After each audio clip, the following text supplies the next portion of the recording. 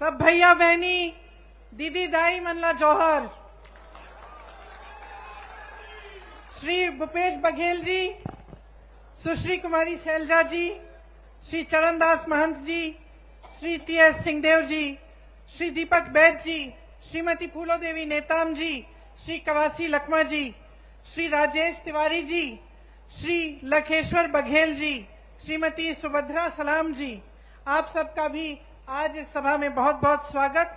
कांग्रेस के सभी नेतागण, सरकार के सभी मंत्रीगण, मेरे कार्यकर्ता बहनों और भाइयों, आप सबका भी इस सभा में बहुत बहुत स्वागत।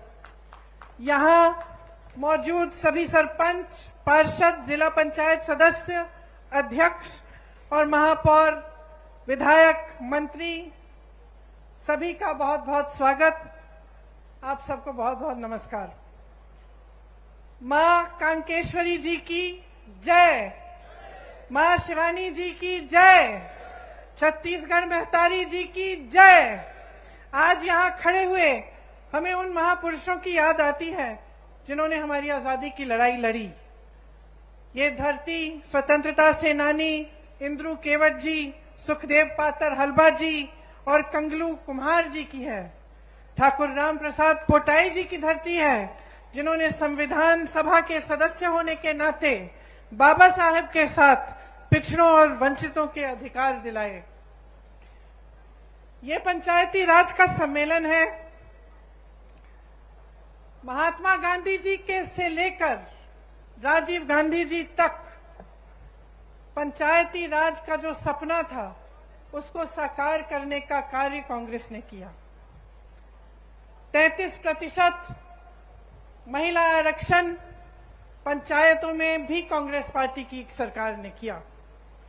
देखिए, जैसे बघेल जी ने कहा, एक समय था जब जनप्रतिनिधि की संख्या बहुत कम थी, तो उससे क्या होता था कि जितने निर्णय लेने थे वो सब एक जगह केंद्रित हो जाते। वही 5000 लोग पूरे देश के लिए छोटे से बड़ा सा बड़ा निर्णय ले सकते थे। तो कई ऐसे कार्य होते थे जिनको होने में बहुत समय लगता था। कई ऐसे कार्य भी होते होंगे जिनकी जरूरत ही नहीं थी। कई ऐसे कार्य होते थे जिनकी जरूरत थी लेकिन समय लगता था।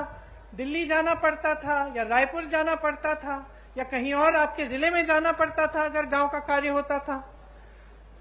तो जब पंचायती राज की बात हुई तब मंशा ये थी कि लोकतंत्र को जन जन तक पहुंचना चाहिए।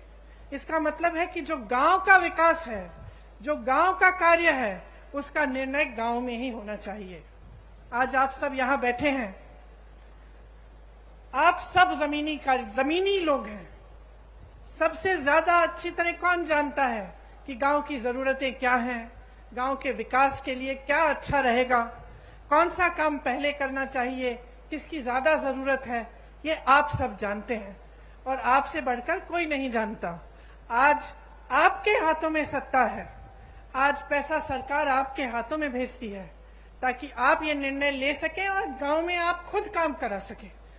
तो ये छोटी बात नहीं है, बहुत बड़ी बात है कि लोकतंत्र की नींव, इस देश की जितनी भी व्यवस्था है उसकी नींव आज पंचायतों में, गांव में, नगर पालिकाओं में है। तो आपकी जो जिम्मेदारियां हैं वो बहुत बड़ी जिम्मेदारियां हैं और मैं जानती हूं कि इन जिम्मेदारियों को आप बहुत निष्ठा के साथ पूरा करते हैं। यहाँ पे लिखा है छत्तीसगढ़ सरकार भरोसे की सरकार। भरोसा करते हैं आप इस सरकार में? जोर से बोलिए, करते हैं? क्यों करते हैं? हाँ? देखिए, भरोसे को बनने में समय लगता है।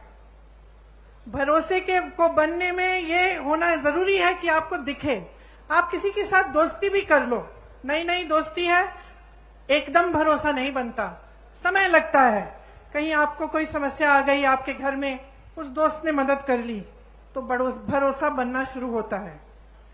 कहीं सबने आपके बारे में कुछ गलत कह दिया, वो दोस्त खड़ा हो गया, उसने कहा नहीं वो ऐसा नहीं है, मेरा दोस्त है, तो आपका भरोसा बनता है कि नहीं। तो सरकार के साथ भी अनुभव से ही भरोसा बनता है। और अनुभव किस चीज का होता है? निष्ठा का होता है, आप देखते हैं कि यह सरकार हमारे लिए काम कर रही है। क्या इस सरकार के लिए जनता सर्वोपरि है कि नहीं? क्या इस सरकार में ऐसे मंत्री हैं, ऐसे लोग हैं जो सबसे पहले अपना फायदा देखते हैं या सबसे पहले जनता का फायदा देखते हैं?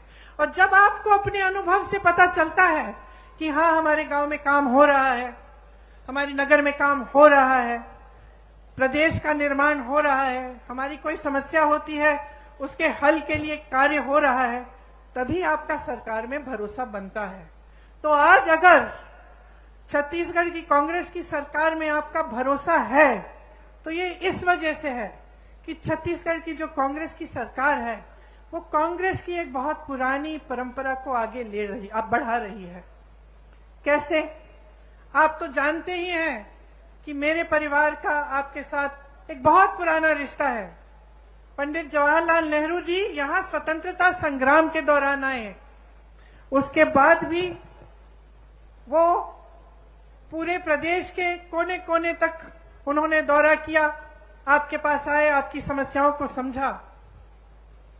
इंदिरा जी 1972 में बस्तर में आई थी, शायद आपने भी एक फोटो देखी हुई होगी जिसमें वो नाच रही हैं कुछ आदिवासी बहनों के साथ।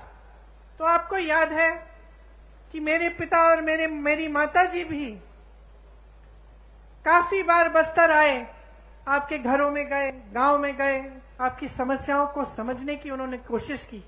और सिर्फ मेरे परिवार के सदस्यों ने नहीं, लेकिन कांग्रेस के जितने भी नेता रहे उन्होंने हमेशा ये प्रयास किया कि आपको समझें, आपकी समस्याओं को समझें और गहरी तरह से उनको सुलझाने की कोशिश करें। इसीलिए आपका भरोसा, आपका रिश्ता मेरे परिवार के सदस्यों से बना, कांग्रेस पार्टी से बना और आज कांग्रेस की सरकार से बना है।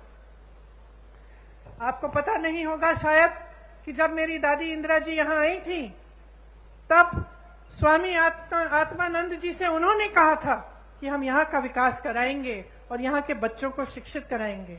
तो आप ये इस बात का मिसाल कि कांग्रेस पार्टी की पुरानी परंपरा को आज कायम रखने का काम हमारी सरकार कर रही है, यही मिसाल है कि इंदिरा जी ने उस समय कहा था, भूपेश बघेल जी आज कर रहे हैं। स्वामी आत्मानंद जी के नाम से जिले जिले में नए विद्यालय खोले हैं। यहाँ मैं स्टॉल में गई तो मैं कुछ बच्चों से मिली, कितना गर्व होता है, मुझे गर्व होता है, आपको तो और भी गर्व होता होगा कि यहाँ के बच्चे पढ़ाई कर रहे हैं, आगे बढ़ रहे हैं। किसी ने नीट की परीक्षा पास की है, किसी ने जी की परीक्षा पास की है। तो आपको कितना गर्व होगा कि आज जो आपके प्रदेश में सरकार है वो आपको आगे बढ़ाने का काम कर रही है। आज बस्तर एक अंतर्राष्ट्रीय नाम बन गया है, ब्रांड बन गया है। यहाँ एक मॉडल बना है मिलेट प्रोसेसिंग प्लांट का। ये एशिया का सबसे बड़ा मिलेट प्रोसेसिंग प्लांट है और इसमें विजन देखिए, ये बात देखिए कि ये बहुत आधुनिक चीज है एक तरह से, क्योंकि आजकल ये बात बहुत चल रही है कि जैसे मिलेट के जो पदार्थ हैं वो सेहत के लिए बहुत अच्छे हैं। पूरी दुनिया भर में लोग इसकी डिमांड कर रहे हैं और एशिया में सबसे बड़ा प्लांट कहाँ है? यहाँ बस्तर में है। कोदो, कुटकी, रागी और ज्वार की खेती यहाँ पे किसानों की आय बढ़ा रही है। बस्तर एक पर्यटन स्थल बन गया है जहाँ देश भर से लोग आते हैं आपकी प्रकृति की सुंदरता को देखने के लिए। बहुत लोगों को रोजगार मिला, आपकी संस्कृति, आपकी हुनर, आपकी कला को बढ़ावा मिला है और उसको बदलने की कोई कोशिश नहीं कर रहा है। आप पर कोई अपनी संस्कृति को ठोसने की कोई कोशिश नहीं कर रहा है, आप ही की संस्कृति को आगे बढ़ाया जा रहा है। 60 से ज्यादा वन उपज आज समर्थन मूल्य पर खरीदे जा रहे हैं। देश में कुल वन उपज जितने भी हैं उनमें सबसे ज्यादा योगदान छत्तीसगढ़ से है। लखनपुरी, चरामा में रोजगार बनाने के लिए औद्योगिक क्षेत्र विकसित किए गए हैं। तो इतना सारा काम आपके क्षेत्र में हो रहा है। भाजपा के राज में क्या था?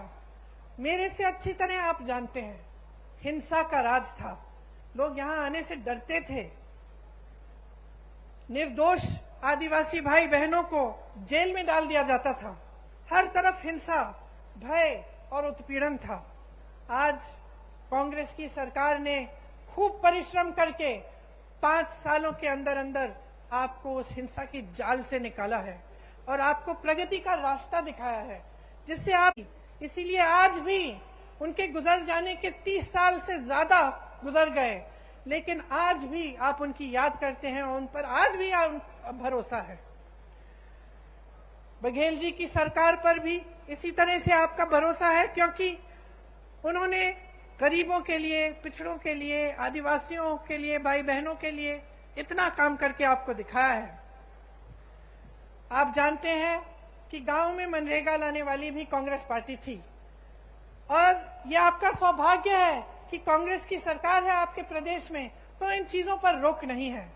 कल मैं मध्य प्रदेश में थी और मुझे बताया गया कि मध्य प्रदेश में पंचायतों की जो सत्ता है, पंचायतों को जो पैसा मिलता है, उसमें काफी रोक आया है, काफी कम हो चुका है और काफी पंचायतों की शक्ति को कम किया गया है। तो यहाँ कांग्रेस की सरकार है, आपको मजबूत बनाने का काम किया जाता है। हर फैसला आपकी मजबूती के लिए लिया जाता है। आज आपके प्रदेश की चर्चा पूरे देश भर में है। सब छत्तीसगढ़ की तरफ देखते हैं कि कितना काम यहाँ हो रहा है और कितनी तेजी से आप विकसित हो रहे हैं। आपका मान सम्मान देश दुनिया में बढ़ाया गया है। सबसे बड़ी खुशी की बात यह है कि यहाँ विकास हर गांव में हो रहा है, किसान मजबूत हो रहा है, यहाँ का किसान खुश है। बाकी प्रदेशों में हम जाते हैं तो दुखी हैं किसान, त्रस्त हैं, परेशान हैं। यहाँ आते हैं तो किसान खुश हैं। और जितने भी ये कार्य हो रहे हैं, सबसे बड़ी बात तो ये है और खुशी की बात ये है कि ये स्थानीय निकायों के माध्यम से लागू हो रहे हैं। इसमें धरातल और लोकतंत्र मजबूत हो रहा है। आम जनता के हाथों में शक्ति दी जा रही है और सत्ता आपके हाथों में रहेगी। जबकि पूरे देश भर में जहां जहां भाजपा की सरकारें हैं, वहां ऐसा नहीं है। वहां पंचायतों का वित्तीय अधिकार भी कम हो रहा है। मौजूदा छत्तीस सरकार ने पेशा कानून पास करके पंचायत प्रतिनिधियों को और भी मजबूत बनाया। ये आप सब अच्छी तरह से जानते हैं। आज यहाँ स्थानीय निकायों के लिए अरबों रुपए का विकास कार्यों का भूमि पूजन और लोकार्पण किया गया है। आप सबको गर्व होना चाहिए कि ये सारा काम आपके प्रदेश में हो रहा है और आप ही के जरिए हो रहा है। देखिए, पंचायत प्रतिनिधियों को वित्तीय अधिकार देकर कांग्रेस ने ये साबित किया है कि असली लोकतंत्र का अर्थ क्या होता है, कि किसी कमरे में बैठे आपके लिए कोई अधिकारी निर्णय नहीं ले रहा है, आप खुद अपने लिए सही निर्णय ले रहे हैं। भाजपा ने क्या किया, इसका एकदम विपरीत किया है।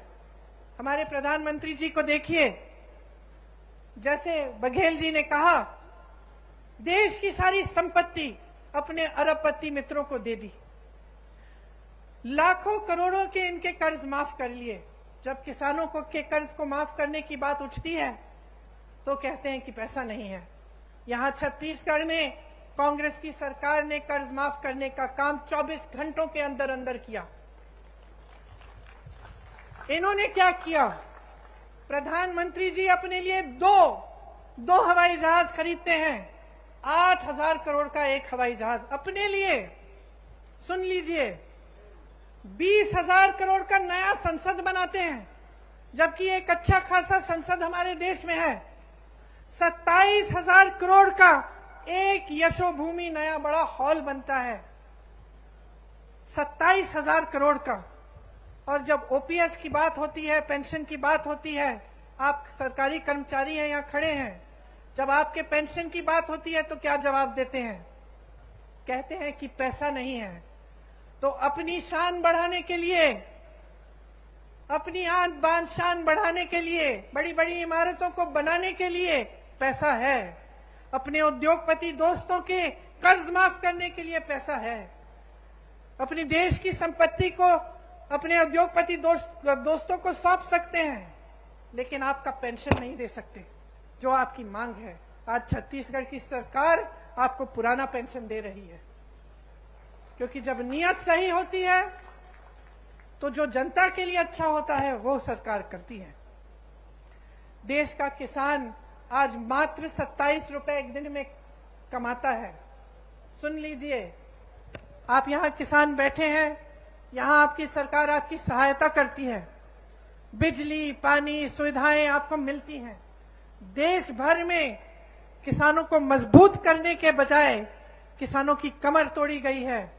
आज देश भर में किसान एक दिन में 27 रुपए कमाता है। और अडानी जी जिसका जिक्र आपने किया, बड़े बड़े उद्योगपति कितना कमाते हैं बताओ? 1600 करोड़ रुपए एक दिन में एक आदमी कमा रहा है। 1600 करोड़ रुपए एक दिन में वो कमा रहा है। 27 रुपए आप कमा रहे हैं। आपकी संपत्ति उसको दी जाती है, जब आपका नंबर आता है तो कहते हैं पैसा नहीं है।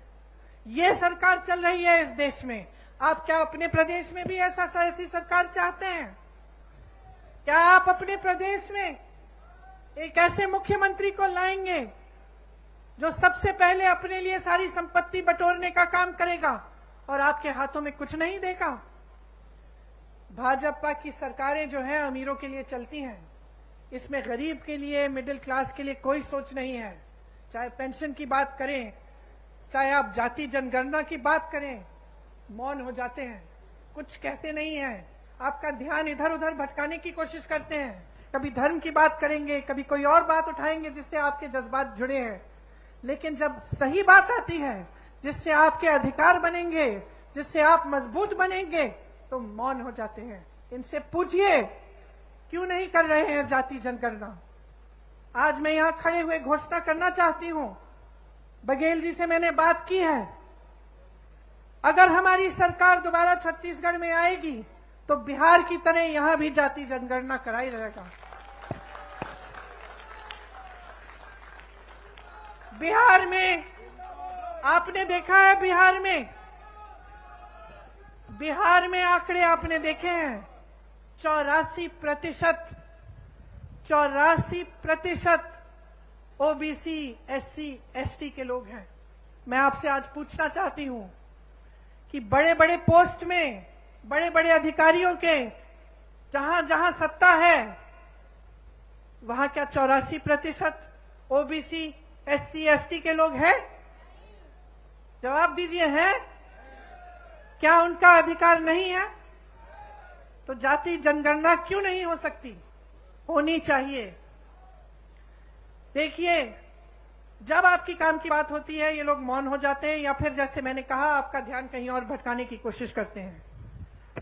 इन्होंने जितनी महंगाई इस देश में बढ़ाई है, वो मेरी बहनें जो यहां बैठी हैं वो बहुत अच्छी तरह समझती हैं, क्योंकि पूरे समाज परिवार का बोझ उठाती हैं।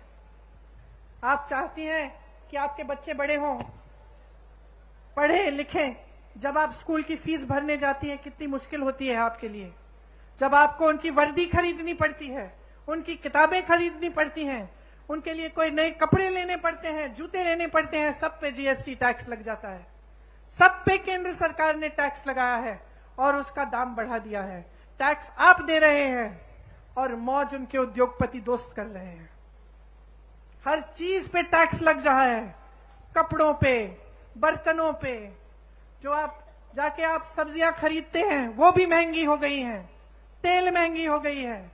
गैस के सिलेंडर को देखिए, इनका कहना है कि हम राशन आपको मुफ्त दे रहे हैं, लेकिन मैं इनकी राज बताती हूं आपको। आज कांग्रेस की सरकार में आपको 60 रुपए का राशन मिलता था कि नहीं मिलता था?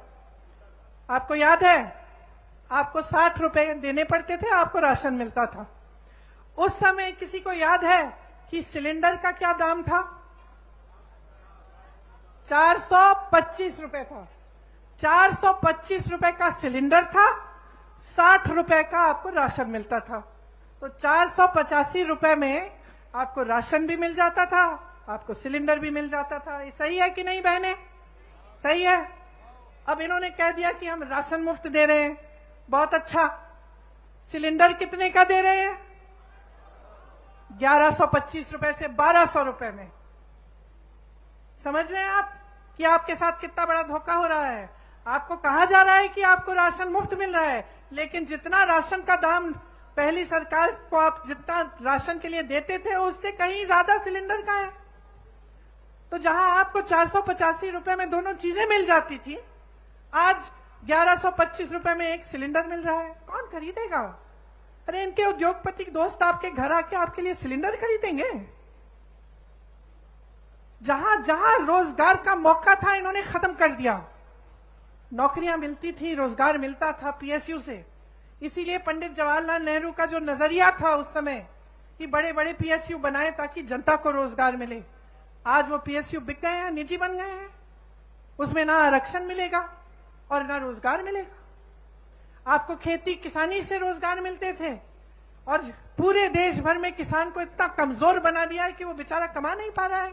डीजल में जीएसटी, पेट्रोल में जीएसटी, खाद महंगी, सब चीज महंगा, गुजारा नहीं हो रहा किसानों का। और तीसरी जगह जहां से रोजगार बनते थे, छोटे छोटे उद्योग, जैसे आप दुकान, छोटी राशन की दुकानें, छोटे उद्योग जो हर जगह, हर जिले में, हर छोटे छोटे शहर में होते थे, नोटबंदी को लेकर, जीएसटी को लेकर वो भी बंद हो रहे हैं सारे। तो रोजगार देंगे कहां से ये लोग? इनको कोई दिलचस्पी नहीं है आपकी भलाई में। ये सिर्फ चाहते हैं कि सारी देश की संपत्ति इनके बड़े बड़े उद्योगपति दोस्तों को मिल जाए ताकि उनके जरिए उनकी पार्टी में डाला जाए और चुनाव पे वो पैसे फेंक फेंक के चुनाव जीत सके। ये उनका मकसद है, सत्ता में रहना। और जो नेता सिर्फ सत्ता में रहना चाहता है और वो ये नहीं समझता कि सत्ता देने वाली पब्लिक है, तो वो नेता पब्लिक की भलाई कभी नहीं कर सकता। आज बघेल जी ने कहा कि यहां पे प्रधानमंत्री जी आकर कहते हैं कि अगर देश भर में धान खरीदी का सबसे ज्यादा यहां पे दाम मिलता है तो उनकी बदौलत है। अब बताइए, ये जब प्रदेश सरकार काम करती है तो उसका श्रेय भी लेना चाहते हैं, इससे उनकी नीयत दिखती है। मैं उत्तर प्रदेश से आती हूं, मैं इनसे पूछना चाहती हूं, बनारस में धान खरीद का क्या दाम है? बनारस तो इन्हीं की जगह है, वहीं से चुनाव लड़ते हैं, क्या वहां पे दे रहे हैं जितना यहां छत्तीसगढ़ में मिल रहा है आपको धान के लिए? मैं पूछना चाहती हूं कि उत्तर प्रदेश में 1200-1400 का दाम क्यों मिल रहा है? फिर अगर आप ही देने वाले हैं तो सबसे पहले तो अपनी जगह दीजिए ना बनारस में। जगह जगह जाके प्रधानमंत्री जी कहते हैं कि मेरा गारंटी, मोदी का गारंटी। और दुनिया क्या कहे? क्या कहे दुनिया इस मोदी जी के गारंटी का कि जब आपने 15 लाख का गारंटी दिया था, हमारे खाते तो आज तक खाली हैं। ये आपका गारंटी क्या है? आपने कहा था कि आप करोड़ों रोजगार देंगे, क्या हुआ? तमाम नौजवान बेरोजगार खड़े हैं आपके केंद्र सरकार में, इतने पद खाली हैं, आपने भरे ही नहीं। कहां गई आपकी गारंटी? कौन सी खोखली गारंटी है? आपने कहा था बेरोजगारी को मिटाएंगे, आज 45 साल में सबसे ज्यादा बेरोजगारी हमारे देश में आपकी बदौलत है। जब आपसे सवाल पूछे जाते हैं तब आप कोई नई गारंटी निकाल देते हैं। ये ऐसी बात है कि आप जब दुकान में जाते हैं और कुछ खरीदते हैं, दुकानदार आपको चाइना माल दे देता है, कहता है कि इसकी 10 साल की गारंटी है, घर जाते हो 10 दिन में टूट जाता है। यही है खोखली गारंटी मोदी जी की, कोई गारंटी नहीं है। ये जो भरोसा लिखा है ना, ये भरोसा टूट गया है इनमें। पूरा देश देख रहा है, आपका प्रदेश देख रहा है, देश देख रहा है कि जो मुंह से निकलता है वो जमीन पे काम कभी उतरता नहीं है इनका। कुछ कुछ कहते रहते हैं, लेकिन जब कार्य करने का काम होता है, विकास करने का काम होता है, तो क्या होता है? बड़ी बड़ी इमारतें बनती हैं, नया संसद बन रहा है 20,000 करोड़ का, हॉल बन रहे हैं 27,000 करोड़ के, लेकिन आपका विकास नहीं हो रहा है। आपके पैसे, आपकी संपत्ति आपसे छीनी जा रही है, गरीबों से छीन कर अमीरों को दी जा रही है, बड़े बड़े उद्योगपतियों को सींचा जा रहा है, और ये आपकी संपत्ति है। इसलिए आज यहां खड़े होकर मैं आपसे कहना चाहती हूं कि एकदम जागरूक बन जाओ। यहां जो प्रदेश में सरकार चली है उसने आपके लिए काम किया है, और सबसे बड़ा काम जो किया है कांग्रेस की सरकार ने, वो आपकी संपत्ति दोबारा आपके हाथों में डालने का काम किया है, आपसे छीना नहीं है। जो आपका अधिकार था वो आपको वापस दिया है, जो आपकी संपत्ति है वो आपके हाथों में डाली है। 5 सालों में लगभग 2 लाख करोड़ रुपए जनता के हाथों में गए हैं छत्तीसगढ़ में। यहाँ के 40 लाख लोग गरीबी रेखा से बाहर आए हैं 5 सालों में। गढ़बो नवा छत्तीसगढ़ के नारे के साथ किसानों, गरीबों, आदिवासियों और छत्तीसगढ़ महतारी को मजबूत करने के लिए योजनाएं बनी हैं। गौठान समितियों से लाखों को रोजगार मिला है। यहाँ आप भी जब खत्म करेंगे जाके देखिए, गर्व होता है इस काम को देखकर। जहां जितने भी उत्तर भारत में इतनी बड़ी समस्या बन गई है आवारा पशुओं की, उत्तर प्रदेश की हूं, मैंने आपसे कहा, वहां आप देखिए, जहां देखेंगे वहां आवारा पशु खेती खा रही है।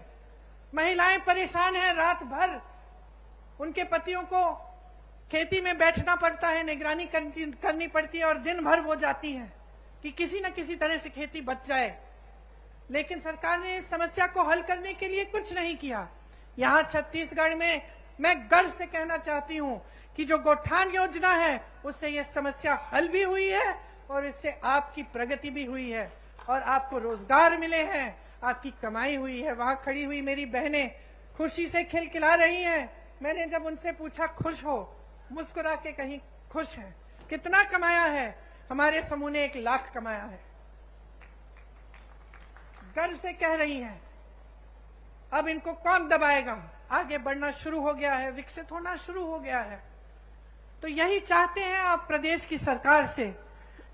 खेती में देखिए, जैसे मैंने कहा, देश भर में किसान त्रस्त है, परेशान है, लेकिन यहाँ पे किसान खुश क्यों है? उसका कर्ज माफ किया गया, उसको सुविधाएं दी गई, धान के खरीद के जो दाम है सबसे ज्यादा है, तो खुश क्यों नहीं होगा? ये एकमात्र प्रदेश है पूरे देश में जहां लोग किसानी का काम करना चाह रहे हैं, नए रोजगार बन रहे हैं इसके द्वारा। जैसे मैंने पहले कहा, आपकी जो उपज है, गन्ना, मक्का, कोदो, कुटकी, रागी, तिलहन, इन सब की किसानी के लिए आपको अतिरिक्त लाभ मिलता है। गाय, गांव, गोठान द्वारा किसानों की मदद हो रही है। प्रदेश में जितना संसाधन है, जितना धन है, सारा किसान, महिलाओं, आदिवासियों और दलितों के हाथों में दिया जा रहा है, आपके हाथों में वापस दिया। भूमिहीन कृषि मजदूरों पर की खरीद, अब तक 425 करोड़ का भुगतान इसमें हुआ है। आप सोचिए कितना लाभ हो रहा है आपका। इसीलिए जब आप भाजपा के प्रदेशों को देखते हैं, ध्यान से इनका आकलन करिए, ध्यान से देखिए, क्या ये सब स्कीम, ये सब सरकार की जो बातें हैं, जो काम कर रहे हैं, वो क्या उधर भी हो रहा है? और आपको पता, सच्चाई पता चल जाएगी। चाहे आप मेरी बातों पे ना जाएं, हमारे नेताओं की बातों पे ना जाएं, क्योंकि हम कांग्रेस पार्टी के हैं, हम कांग्रेस के पक्ष में बोलेंगे।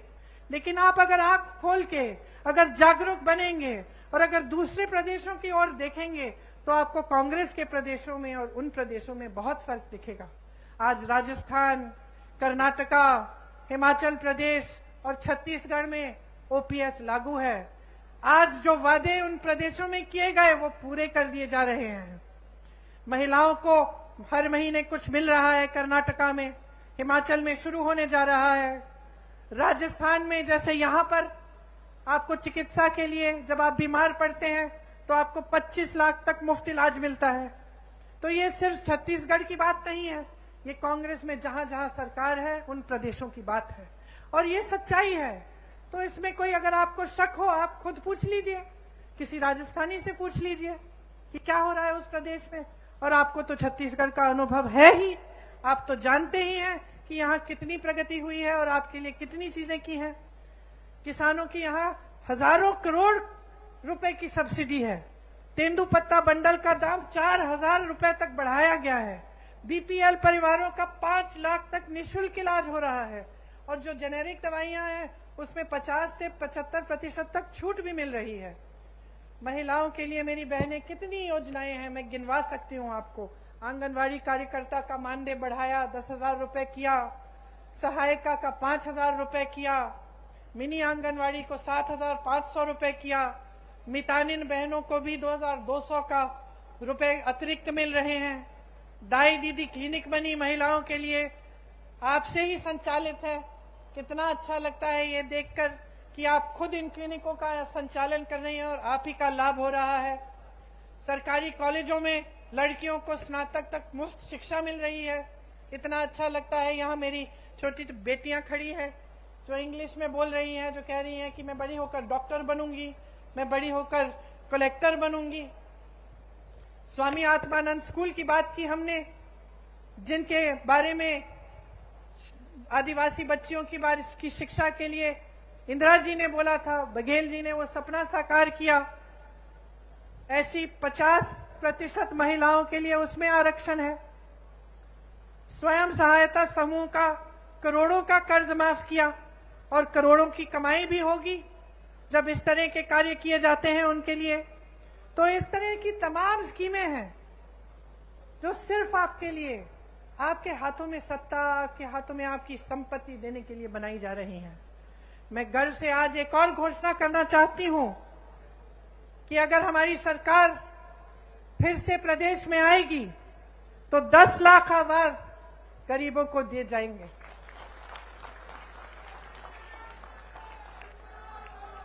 छत्तीसगढ़ का जो मॉडल है वो एक ऐसा विकास का मॉडल है जिसमें ग्रामीण अर्थव्यवस्था को मजबूत किया जा रहा है, ग्रामीणों के जेब में पैसा डाला जा रहा है, ग्रामीण रोजगार बढ़ाया जा रहा है। यहां से पलायन की जरूरत ही नहीं पड़ेगी, उल्टा पलायन यहां होगा, क्योंकि इतना रोजगार, इतनी प्रगति यहां प्रदेश में हो रही है कि सबसे पहले तो कोई छोड़ के जाना नहीं पड़ेगा किसी को रोजगार ढूंढने के लिए, और दूसरा लोगों को लगेगा कि चलो हम छत्तीसगढ़ जाएं, वहां पे व्यापार करेंगे तो हम वहां विकसित हो सकेंगे। तो ये एक बहुत बड़ी बात है कि आज छत्तीसगढ़ की पूरी देश भर में पहचान है। आपका आत्मसम्मान बुलंद हुआ है। यहाँ आदिवासी संस्कृति है। मेरी दादी इंदिरा जी हमेशा कहती थी कि ये सबसे अच्छी संस्कृति है क्योंकि इसमें प्रकृति का आदर है। आज देवगुड़ी के द्वारा जो आपने देवगुड़ियों के लिए बजट दिया है, उसके द्वारा आपकी संस्कृति के बारे में पढ़ाया लिखाया जाएगा, आपकी संस्कृति जीवित रहेगी और उसको और मजबूत बनाया जाएगा। ये सब चीजें हैं जिसके जरिए छत्तीसगढ़ आर्थिक, सामाजिक और सांस्कृतिक तौर पर भी विकसित होगा। आप तो जानते ही हैं कि यहाँ राम सीता वन गमन पथ बनाया है। भगवान राम जी ने अपने 14 वर्ष वनवास के यहीं बिताए। जहां जहां भगवान राम जी और मां सीता जी के चरण पड़े, उनमें से 75 स्थलों की पहचान करके उनको पर्यटन तीर्थों के रूप में विकसित किया जा रहा है। तो ये सारी बातें मैंने आपको बताई हैं, लेकिन मैं जानती हूं कि इनका अनुभव आपको है। आप खुद देख रहे हैं कि आपके प्रदेश में खुशहाली आ रही है। तो मैं सिर्फ ये कहना चाहूंगी आपको कि चुनाव आ रहा है, शायद कल घोषित हो जाएगा। कुछ दिनों में पोलिंग का दिन आएगा। आप सब, खासतौर से मेरी बहनें, आप अपना वोट डालने जाएंगी।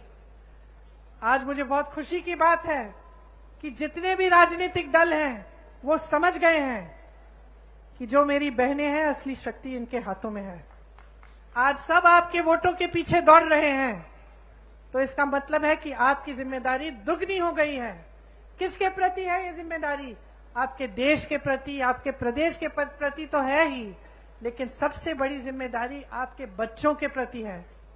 आप अपने बच्चों का भविष्य मजबूत बनाना चाहती हैं कि नहीं? तो इसके लिए आप सबको, बहनों और भाइयों, बहुत जागरूक रहना पड़ेगा। आप सबको सवाल उठाने पड़ेंगे कि आपके लिए क्या और कौन क्या करता है।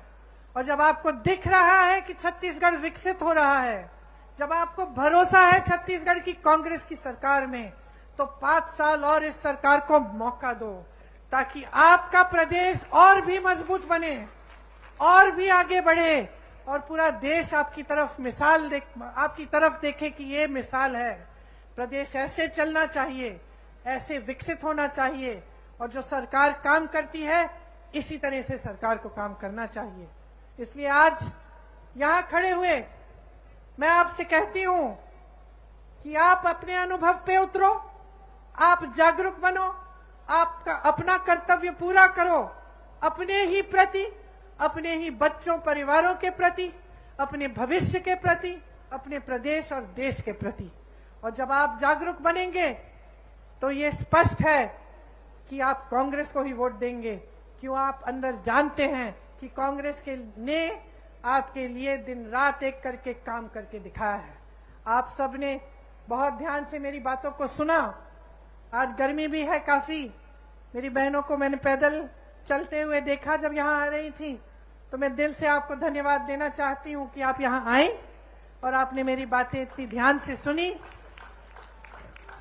एक बार मेरे साथ कहिए, छत्तीसगढ़ महतारी की, छत्तीसगढ़ महतारी की, छत्तीसगढ़ महतारी की जय हिंद। धन्यवाद। प्रियंका गांधी जिंदाबाद, प्रियंका गांधी जिंदाबाद। अब मैं हमारे मुख्यमंत्री जी से निवेदन करूंगा कि आदरणीय प्रियंका जी को जो यहीं के कलाकारों ने इंदिरा जी की काष्ठ कला से बनाया है उसकी स्मृति चिन्ह भेंट करें। मैं प्रभारी मंत्री से निवेदन करूंगा कि राजीव जी का जो काष्ठ कला से बना है वो आदरणीय प्रियंका जी को भेंट करने का कष्ट करें। अनिला भेड़िया जी। और मैं आभार प्रदर्शन करने के लिए हमारे जिले की प्रभारी मंत्री अनिला भेड़िया जी को आमंत्रित करता हूं।